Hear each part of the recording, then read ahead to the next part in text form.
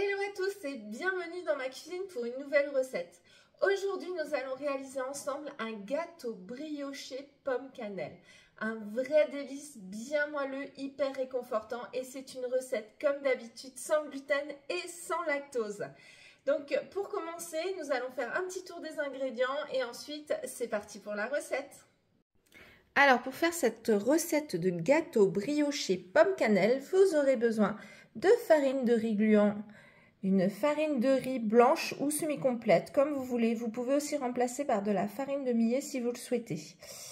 Ensuite, nous avons de la fécule de maïs qui peut être remplacée par de la fécule de pomme de terre, de la levure de boulanger déshydratée, des œufs frais, du sel fin, du psyllium en poudre qui s'intégrera beaucoup mieux comme cela dans votre pâte. Si vous n'en avez pas, vous mixez votre psyllium très fin et ça suffira. Ensuite, du sirop d'érable qui peut être remplacé par du miel ou du sirop d'agave. De l'huile neutre, vous pouvez mettre de l'huile d'olive. Enfin, moi, j'ai utilisé de l'huile d'olive, mais vous pouvez mettre de l'huile neutre. Ensuite, nous avons du lait végétal tiède. De la fleur d'oranger, vous pouvez remplacer sans problème par de la vanille si vous préférez. Ensuite, ici, on a du sucre de coco pour la garniture. Du lait de coco bien crémeux. Des pommes et de la cannelle. Donc alors pour réaliser cette recette, je vais la faire dans la cuve de mon robot, mais vous pouvez bien sûr sans problème la pétrir à la main si vous n'avez pas de robot chez vous. Alors donc dans la cuve de mon robot, je vais y mettre la levure de boulanger. Ensuite, je vais y mettre le psyllium en poudre. Voilà. Et le lait tiède. Alors attention, pas trop chaud le lait. Une température de 37 degrés, c'est très bien. Pas plus de 40 en tout cas. Voilà, on va mélanger un petit peu.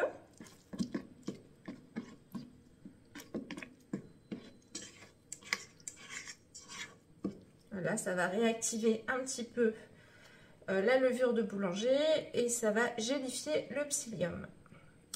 Ensuite, on ajoute nos farines. Alors, la farine de riz gluant, la farine de riz, la fécule de maïs ou de pomme de terre, selon ce que vous avez choisi. On va y ajouter notre sel. Par contre, on fait attention qu'il ne soit pas en contact direct avec la levure. C'est très important. Voilà, ça risquerait de brûler la levure. Ensuite, le sirop d'érable. Voilà. L'huile. Alors moi, j'ai choisi l'huile d'olive. Ça ajoute un petit goût fruité que j'aime beaucoup dans les gâteaux.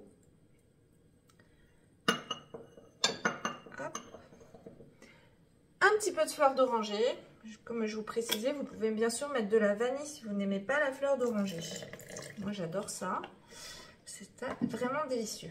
Et ensuite on va mettre les œufs. Alors pour les œufs, je vous conseille de les avoir à température ambiante parce que sinon ça va trop refroidir votre pâte. Voilà, si on a mis du lait tiède, c'est vraiment pour que ça active la levure. Si vous mettez des œufs froids, ça risque vraiment de trop baisser en température votre pâte et ça va mettre beaucoup plus de temps à pousser.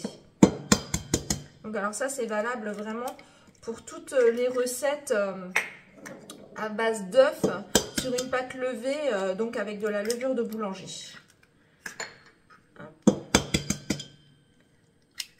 Voilà. Et on va pouvoir mettre à pétrir notre pâte. Alors on va mettre en vitesse lente vraiment pour que ça se mélange tout doucement au départ. Alors, une fois que ça commence à être bien mélangé, que ça commence à se détacher un petit peu des bords, on n'hésite pas à donner un petit coup avec une maryse. Il faut vraiment bien décoller la farine qui s'est collée sur les bords. Voilà. Pour aider un petit peu, ce sera beaucoup plus facile et plus rapide à pétrir. Parce que moins on pétrit, mieux c'est.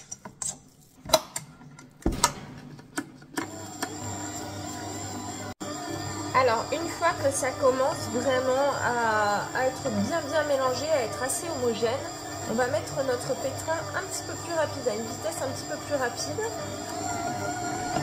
Voilà, pendant environ 1 minute 30. Voilà, ma pâte est bien lisse. Hop, je la décolle du crochet. On va rassembler un petit peu tout ça. Alors, ma pâte est bien pétrie, donc elle est prête. On va la réserver pendant quelques minutes et on va préparer notre garniture avant de pouvoir monter notre gâteau brioché. Donc là, on va éplucher les pommes, on va les découper, on va préparer la petite crème qu'on va mettre qui va donner ce côté très très onctueux à ce gâteau brioché. Alors, mes pommes sont épluchées, j'ai enlevé les cœurs et là, du coup, je les ai coupées en quartiers. Je vais juste venir les couper en 3 à peu près, les quartiers comme ça, pour avoir des petits morceaux de pommes. Hop.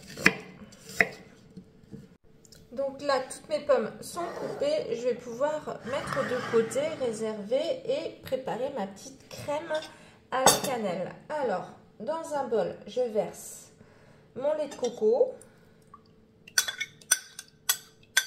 Voilà. J'y ajoute le sucre. Alors moi, j'utilisais du sucre de coco, mais la cassonade, ça va très très bien. Même du sucre blanc si vous n'en avez pas. Et là, je vais y ajouter une belle portion de cannelle, environ, je sais pas, une cuillère à café de cannelle.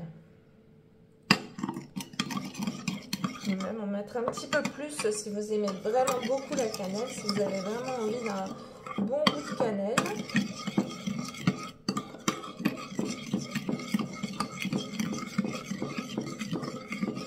Quand même que je vais en rajouter un petit peu. Hop, voilà. On mélange bien.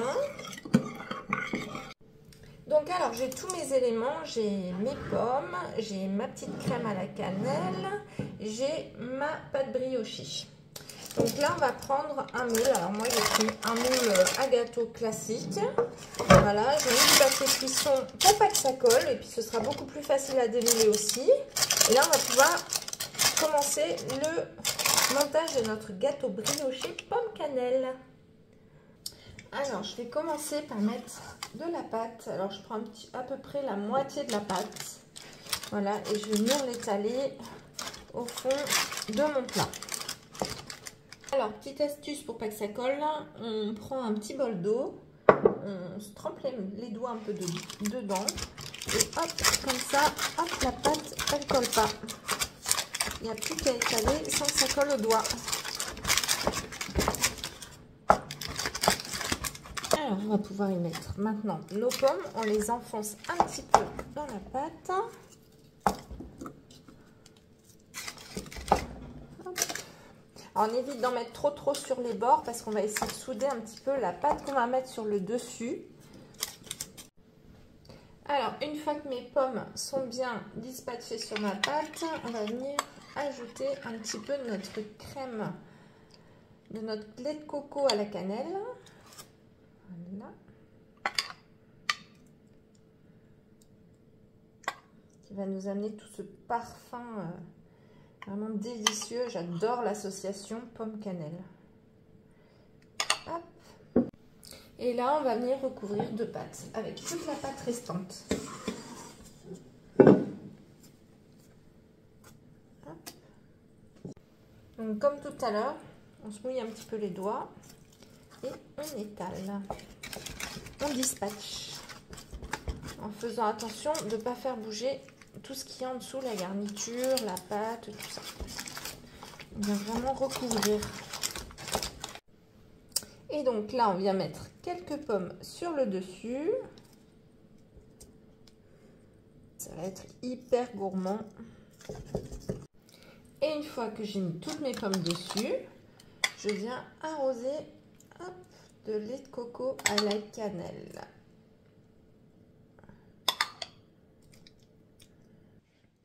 Alors, notre gâteau brioché pomme cannelle est prêt à être mis en pousse.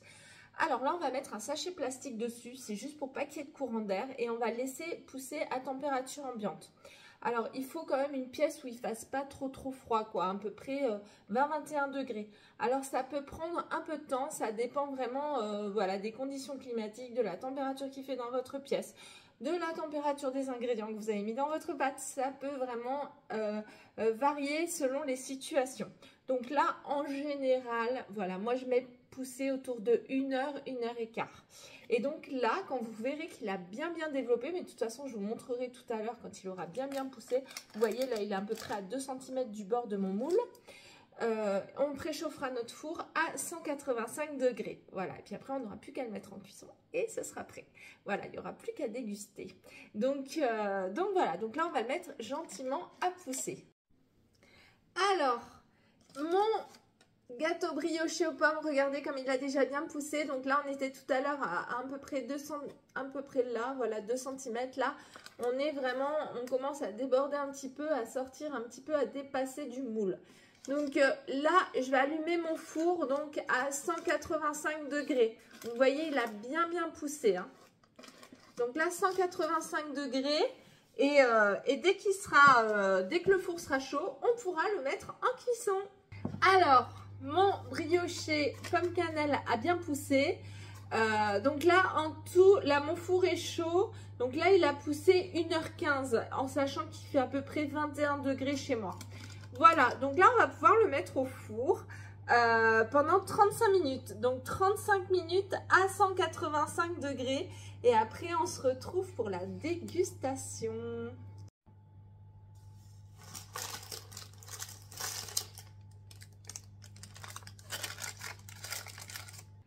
Alors, mon gâteau brioché pomme cannelle est refroidi. Et regardez-moi comme il est joli. Alors, vous sentez pas, mais alors, ces parfums de brioche, de cannelle et de pomme, c'est juste incroyable. Alors, on va passer au meilleur, on va passer à la dégustation. Je vais vous montrer, regardez la texture. Il est hyper moelleux.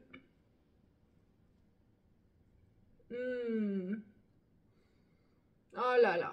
Et ça sent bon un petit peu la fermentation. Vous savez, cette odeur de fermentation de brioche, c'est juste incroyable.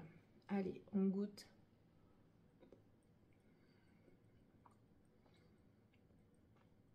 Oh là là, c'est bon. Vous imaginez pas à quel point c'est délicieux.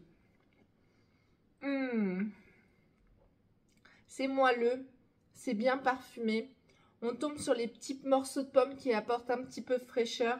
Et avec la cannelle, c'est juste incroyable. Vous allez adorer cette recette. Alors là, c'est la saison idéale, franchement.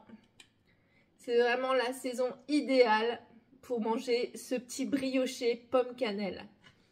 Alors, si vous avez aimé cette recette, surtout, n'hésitez pas à me mettre des likes, des j'aime, à la partager en masse, parce que moi, ça me fait de la pub.